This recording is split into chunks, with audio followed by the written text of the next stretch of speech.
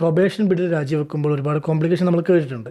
എന്തൊക്കെയാണ് ആ complications? Probation പീരീഡിലെ റെസിഗ്നേഷൻ 2 തരത്തിലാണുള്ളത്. ഒന്ന്, നമ്മൾ റിസൈൻ ചെയ്ത് നാട്ടിലേക്ക് പോകുന്നു, UAE വിടുന്ന കേസ്. അങ്ങനെയുള്ള കേസിൽ 14 ദിവസമാണ് നോട്ടീസ് പീരീഡ്. 14 ദിവസം സെർവ് ചെയ്ത് കഴിഞ്ഞാൽ ക്യാൻസലേഷൻ വാങ്ങിച്ച് അവർക്ക് നാട്ടിലേക്ക് പോകാം. വേറെ കോംപ്ലിക്കേഷൻസ് ഒന്നുമില്ല.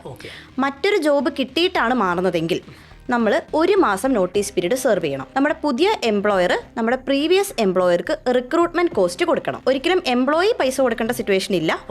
എംപ്ലോയിയുടെ കയ്യിൽ നിന്ന് വിസ കോസ്റ്റ് ഏത് സാഹചര്യത്തിലാണെങ്കിലും വാങ്ങിക്കുന്നത് ഇല്ലീഗലാണ്. മറ്റെന്തെങ്കിലും സാഹചര്യത്തിൽ എംപ്ലോയർക്ക് ഈ ജോലിക്കാരിൽ നിന്നും പണം വാങ്ങിക്കാനുള്ള അവകാശമുണ്ടോ? ട്രെയിനിങ് കോസ്റ്റ് എന്ന് പറയുന്ന ഒരു സംഭവമുണ്ട്. അതായത് നമ്മുടെ മൊഹറൈ കോൺട്രാക്റ്റിൽ ആർട്ടിക്കിൾ 4 അഡീഷണൽ ടേംസിൽ കമ്പനീസിന്റെ ടേംസ് ആഡ് ചെയ്യാനുള്ള ഒരു ഓപ്ഷൻ ഉണ്ട്. അതായത് ഒരാളെ റിക്രൂട്ട് ചെയ്യുമ്പോൾ ട്രെയിനിങ് കൊടുക്കാനായി കമ്പനി ചെലവാക്കുന്ന തുക 1 വർഷത്തിനുള്ളിൽ സ്വന്തം ഇഷ്ടപ്രകാരം റിസൈൻ ചെയ്ത് പോയി കഴിഞ്ഞാൽ തിരിച്ചു കൊടുക്കണം. അപ്പം പിന്നെ ഇനി ട്രെയിനിങ് കിട്ടിയിട്ടില്ലെങ്കിലോ? ട്രെയിനിങ് കിട്ടിയിട്ടില്ലെങ്കിൽ എംപ്ലോയിക്ക് മൊഹറയിൽ കംപ്ലൈന്റ് ചെയ്യാവുന്നതാണ്. മൊഹറ 2 കൂട്ടരോടും സംസാരിക്കും. എംപ്ലോയർ ട്രെയിനിങ് കൊടുത്തിട്ടുണ്ടെന്നുള്ളത് പ്രൂവ് ചെയ്യണം. അപ്പോൾ ഇതിന് പിന്നെ ജോലിക്കാർ ശ്രദ്ധിക്കേണ്ട കാര്യങ്ങൾ ഈ കോൺട്രാക്ട് ശ്രദ്ധിച്ചു വായിക്കണം. കോൺട്രാക്ട് അതായത് ഓഫർ ലെറ്റർ എന്ന് പറയുന്ന ഡോക്യുമെന്റ് അല്ല, എംപ്ലോയ്മെന്റ് കോൺട്രാക്ട് ആണ് UAE ലീഗലി ബൈൻഡിങ് ആയിട്ടുള്ള ഡോക്യുമെന്റ്. സോ നിങ്ങളുടെ ഓഫർ ലെറ്ററിലുള്ള കാര്യങ്ങളായിരിക്കില്ല ചിലപ്പോൾ എംപ്ലോയ്മെന്റ് കോൺട്രാക്റ്റിലുള്ളത്.